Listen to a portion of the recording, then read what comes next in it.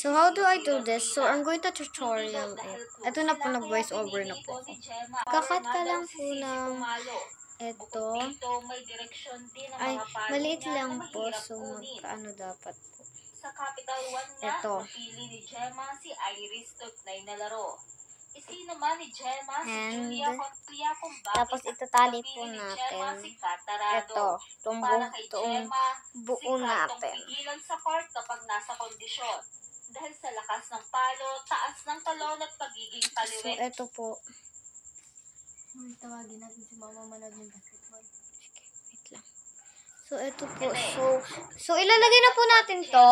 Maraming variation sa kanyang mga palo na Ganito po. And untie it. So, ito po. So,